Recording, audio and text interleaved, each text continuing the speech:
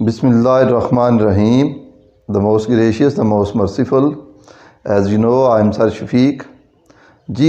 आज का जो हमारा टॉपिक है वो पास्ट कंटिन्यूस टेंस के बारे में है कि choose the correct form of verb में हमने पास्ट कंटिन्यूस का वर्ब या हेल्पिंग वर्ब कैसे चूज़ करना है, और वो कौन से रूल्स हैं और रेगुलेशंस हैं, और वो कौन से डिटरमिन्ड रूल्स हैं, यानी कि जिनकी बेस पे हमने अपना वर्ब को या हेल्पिंग वर्ब जो पास्ट कंटिन्यूस का पर्टिकुलरली उसको चूज़ करना है।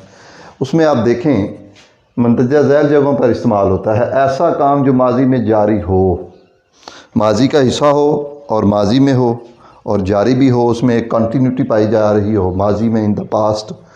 तो सिंपल रूल है ये तो कि इट वाज रेनिंग आउटसाइड, बाहर बारिश हो रही थी। तो ये एक सिंपल रूल है, बाहर बारिश हो रही थी। दूसरा देखें, जब एक काम हो रहा था, दूसरा रूल भाई, जब एक काम हो रहा था तो दूसरा वकूअ पज़ीर हुआ। दूसरे नए काम के लिए हम सिंपल पास्ट इस्तेमाल करेंगे। ये रूल समझ लें भाई, इसमें एक काम हो रहा था, जो पहला काम हो रहा था एक्शन वाज गोइंग ऑन, और वो अभी कंप्लीट नहीं हुआ, मीनवाइल एक और एक्शन टेक प्लेस हो जाता है। हमें second form of verb require है। और कंटिन्यूस में तो आपको पता है वाज वर आता है, फर्स्ट फॉर्म प्लस ING आता है। वाज वर जो है वो सिंगुलर सब्जेक्ट्स के साथ आता है और प्लूरल जो सब्जेक्ट्स हैं उनके साथ वर आता है, फर्स्ट फॉर्म प्लस ING आएगा। इसमें आप देखें, दोबारा देख लें, जब एक काम हो रहा था तो दूसरा वकूअ पज़ीर हुआ। एक काम अभी जारी था, मीनवाइल एक अनदर एक्शन टेक्स प्लेस। दूसरे नए काम के लिए जो नया काम टेक प्लेस हुआ है, नया एक्शन टेक्स प्लेस हुआ है, उसमें उसको जब हम लिखेंगे तो उसको हम सिंपल पास्ट में लिखेंगे। एग्जांपल देखें, I was having a bath, मैं गुस्ल कर रहा था या नहा रहा था, तो उसके नहाने का एक्शन जो था वो कंटिन्यू था। व्हेन द टेलीफोन रैंग, जब टेलीफोन बजा, तो ये उसके नहाने के दौरान, गुस्ल के दौरान ही टेलीफोन बजने का एक और एक्शन हुआ है। तो जो टेलीफोन बजा है वो बाद में एक्शन टेक प्लेस हुआ है। पहले एक एक्शन जो नहाने वाला था वो कंटिन्यू था, तो जो वो बाद में हुआ है उसको सिंपल पास्ट में रखा है। ये देखें, रिंग की सेकंड फॉर्म रैंग, और ये जो है ये पास्ट कंटिन्यूस में है। I was having a bath, मैं नहा रहा था। व्हेन द टेलीफोन रैंग, जब टेलीफोन की बेल बजी। तो ये आपको याद रखना है जी। नेक्स्ट देखें आप जी, अब हम कुछ पेपर पॉइंट ऑफ व्यू से, जो पास पेपर से मैंने कुछ सेंटेंसेस लिए हैं, मॉडल सेंटेंस लिए हैं, और उनमें ऑप्शंस भी लिखी हुई हैं। हमने in the rule of past continuous tense के रूल की रोशनी में इंशाल्लाह हमने उसमें से वर्ब चूज़ करना है कि कौन सा हमारा वर्ब ठीक होगा। नीचे ऑप्शंस दी हुई हैं 4, तो 1 is correct out of the 4। I take tea when the door bell rang, जब दरवाजे की घंटी बजी तो मैं चाय पी रहा था। तो ठीक है, वॉज मेकिंग, बना रहा था, मेकिंग बना रहा था। हैव मेड, बना चुका था। एम मेकिंग, ये तीनों ऑप्शंस गलत। ये ऑप्शन भी गलत, ये भी गलत। This one is also wrong option. तो this is the correct option भाई। मैं उस वक्त चाय बना रहा था जब दरवाजे की बेल बजी। तो I was making tea when the door bell rang. This is the correct sentence. Next देखें, क्योंकि ये पहले वो चाय बना रहा था, उसके चाय बनाने के एक्शन के दौरान ही बेल बजने का एक्शन टेक प्लेस हुआ है। तो ये बाद में हुआ है, तो जो बाद में हुआ है या उसके दरमियान में हो गया है, ठीक है, तो उसको सिंपल पास्ट में रखेंगे। और जो चाय पहले का अमल जो कंटिन्यू था उसको हम पास्ट कंटिन्यूस में रखेंगे। तो आई के साथ वॉज आता है, I was making tea when the door bell rang, मैं चाय बना रहा था जब दरवाजे की घंटी बजी। नेक्स्ट सेंटेंस देखें जी, I a book when the bell rang, I was reading a book, ठीक है, मैं किताब पढ़ रहा था। आई के साथ तो वॉज आता है, ठीक है, ठीक है जी। I was reading a book when the bell rang, मैं उस वक्त किताब पढ़ रहा था। ये किताब पढ़ने का अमल उसका जारी है, और इसी के दौरान दरवाजे की बेल, यानी कि बेल दरवाजे की नहीं, वैसे लिखा हुआ है बेल रैंग, जब घंटी बजी। मैं किताब पढ़ रहा था जब घंटी बजी। तो जो पहला उसका अमल है वो किताब पढ़ना है, तो किताब पढ़ने का अमल जारी है। और इसी असना में इसी दौरान एक और अमल टेक प्लेस होता है बेल बजने का, तो वो सिंपल पास में चला जाएगा। और जो पहले से जारी शुदा है किताब पढ़ने वाला एक्शन, वो पास कंटिन्यूस में चला जाएगा। जी, तो इसको करेंगे I was. This is the option that is correct. ये ऑप्शन करेक्ट है हमारी। ठीक है बेटा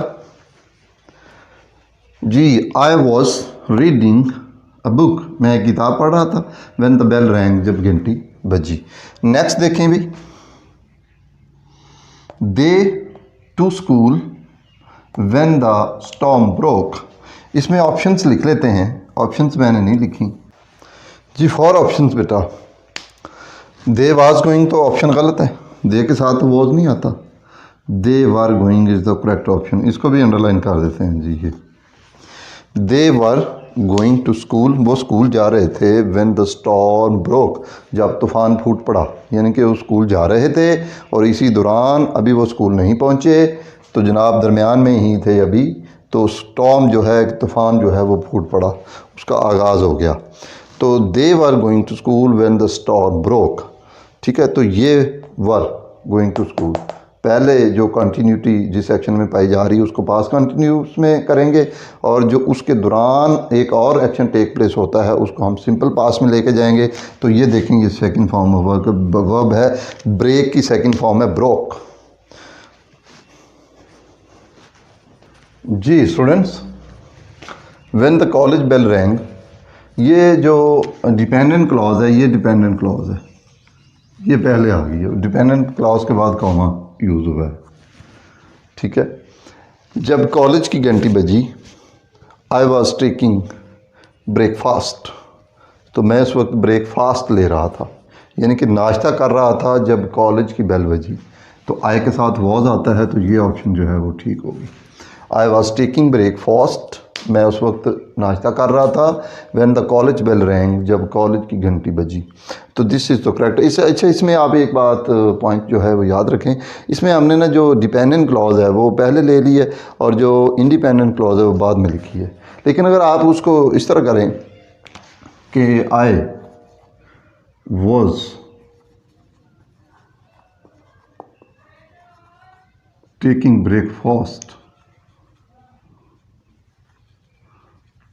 when the college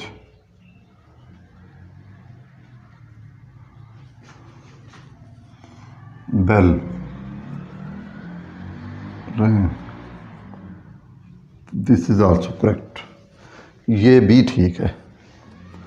इसमें सिर्फ रिप्लेस किया हमने डिपेंडेंट क्लॉज को और इंडिपेंडेंट क्लॉज को। आप डिपेंडेंट क्लॉज पहले लिख लें, इंडिपेंडेंट क्लॉज बाद में लिख लें, या इंडिपेंडेंट पहले लिख लें और डिपेंडेंट बाद में लिख लें, it makes no difference. Next sentence देखेंगे, she made tea while I was sleeping, उसने चाय बनाई जब मैं सो रहा था। This is the option correct one, B जो है।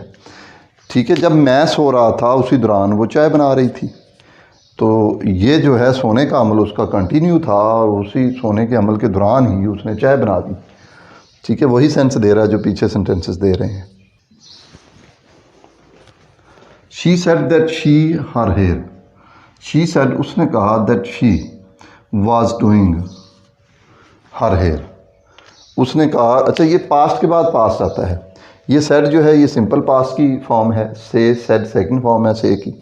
तो शी सेड तो पास्ट के बाद पास्ट ही आता है। She said that she was doing her hair, उसने कहा कि वो अपने बाल संवार रही थी, बाल बना रही थी। ठीक है, तो यहाँ पे इस तो नहीं आता, ये तो सिंपल पास्ट है, पास्ट के बाद पास्ट आना है। तो यहाँ ये तो प्रेजेंट कॉन्टीन्यूस है, ये भी प्रेजेंट कॉन्टीन्यूस है और ये प्रेजेंट परफेक्ट है। तो हमें पास्ट के बाद past form of verb required है, तो हमें ये वाली ऑप्शन जो है ए वाली ये करेक्ट होगी। She said that she was doing her hair. जी स्टूडेंट्स, एक मेरा वीडियो लेक्चर इंशाल्लाह जल्द आने वाला है, जिसमें मैंने 1 घंटे का वो लेक्चर होगा। तमाम पास्ट पेपर्स जो हैं जितने भी हैं फर्स्ट ईयर के और ख़ुसूसन 9th के और 10th पे, उसमें एक कलेक्टिव लेक्चर मैं दे रहा हूँ, जिसमें ऑब्जेक्टिव पेपर जो है हमारा सेगमेंट जिस पे लिखा हुआ होता है कि choose the correct form of verb, उसको हमने इंशाल्लाह करना है। और वो एक कलेक्टिव यानी कि उसमें 9th का भी होगा, 10th का भी होगा और फर्स्ट ईयर का भी इंशाल्लाह जो ऑब्जेक्टिव पेपर में सेगमेंट होता है ना आपका choose the correct form of verb, उस पे है। उसमें तमाम पास पेपर्स भी मैं इंशाल्लाह कंसल्ट करूँगा और इंशाल्लाह वाइट बोर्ड पे वो सेंटेंसेस लिख के उनके ऑप्शंस लिख के उनको इंशाल्लाह मैं साथ में समझाऊँगा भी कि इनकी ऑप्शंस को हमने क्लिक कैसे करना है, ठीक है, कि किन रूल्स की बेस पे हमने इस ऑप्शन को टिक किया है। ओके, इंशाल्लाह वो लेक्चर आने वाला है, वो सुनिएगा। एक ही लेक्चर में इंशाल्लाह आपका वो ऑब्जेक्टिव पेपर जो है वो हल हो जाएगा। ओके, अल्लाह हाफिज़।